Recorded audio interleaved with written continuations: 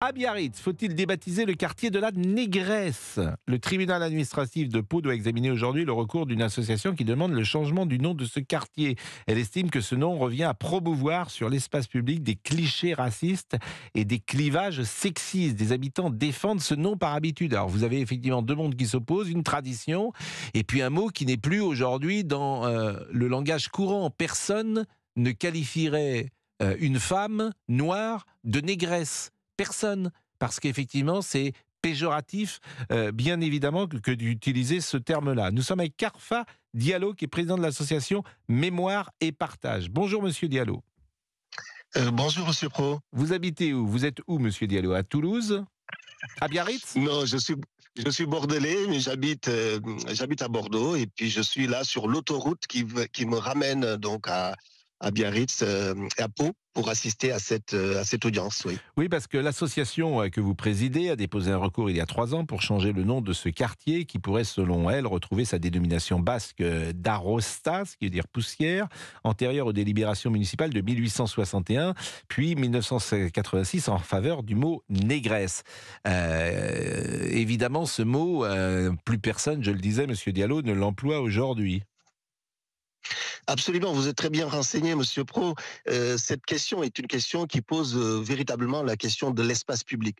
L'espace public, c'est à la fois un espace de combat, mais aussi de création. C'est un espace démocratique. C'est un commun que nous avons à partager.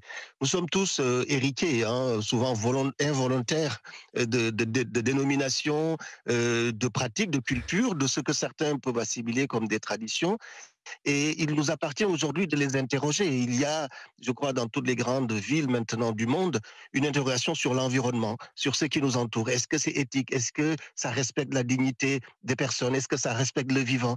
Donc nous, on se situe dans cette réflexion globale pour dire qu'effectivement, qu'un quartier donc porte ce nom, effectivement, qui est un nom non seulement péjoratif, mais raciste et sexiste, qu'il y ait des établissements commerciaux qui mettent sur leur devanture ce nom, qu'on ait d'une signalisation dans la ville où partout où vous passez, vous avez la négresse, qu'on ait des représentations caricaturales sur l'espace public des femmes noires stéréotypées avec les lèvres, les pus dégoulinantes de rouge. Ce sont des choses qui sont inadmissibles dans la France Ben d'aujourd'hui. c'est vrai que Et oui, quand j'étais enfant, par exemple, on pouvait manger des têtes de nègre et que ça a disparu, fort heureusement. Il y avait également un dessert qui s'appelait le nègre en chemise. Un nègre en chemise, c'était un dessert avec de la chantilly. Il y avait de la chantilly, mais non, mais c'est du chocolat.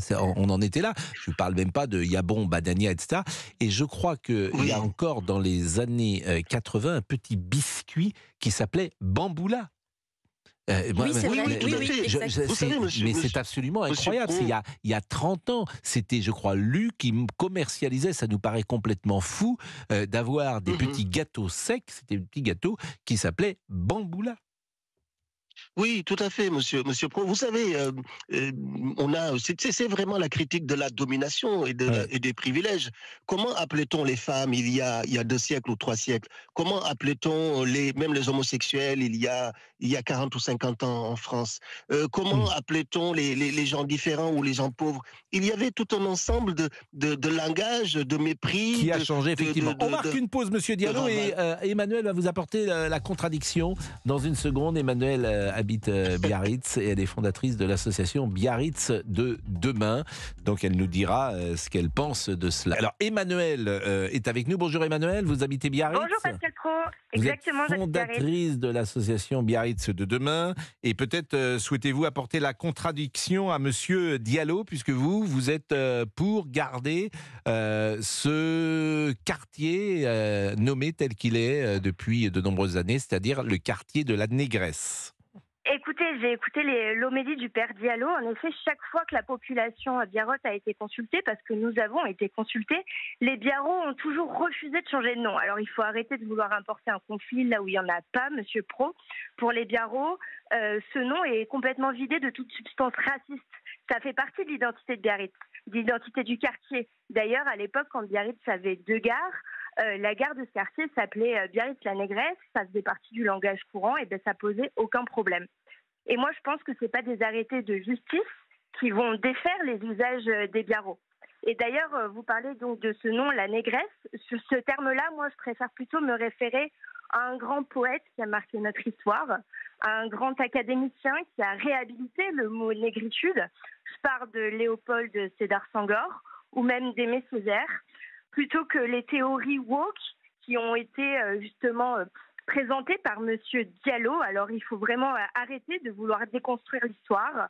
Je pense que Monsieur Diallo fait de la politique politicienne, c'est un militant.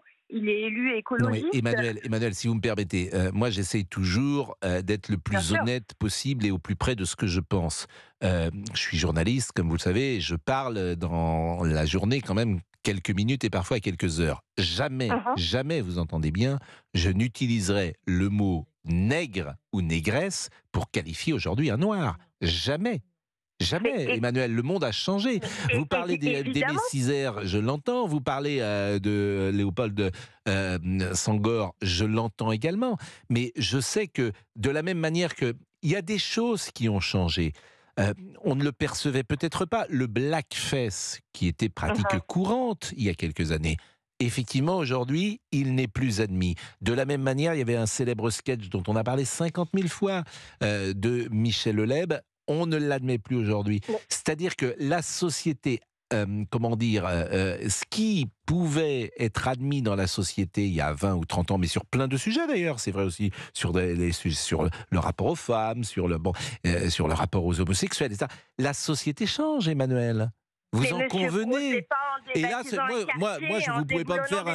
vous pouvez pas me faire un procès en wokisme. Non, mais moi, pardonnez-moi, je ne déboulonne aucune statue. Par exemple, j'irai pas faire de procès à Colbert avec des lunettes de 2023. Vous voyez, je suis tout sauf woke. Je suis tout sauf woke, pour tout vous dire.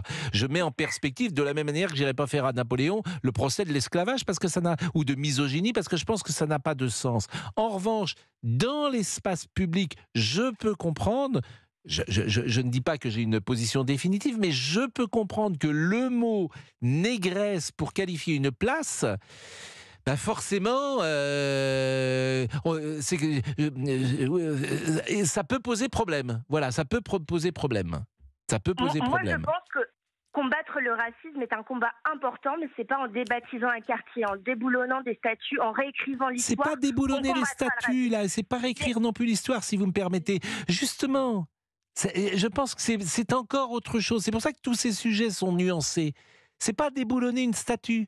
C'est pas réécrire non plus, me semble-t-il, l'histoire. Hein. Je sais qu'en 2023, ces sujets sont à la mode. Mais moi, je pense qu'il faut arrêter qu'on soit dans la repentance permanente. Mais c'est pas la repentance non plus. On la demande qu'aux Occidentaux, monsieur Pro. Ce n'est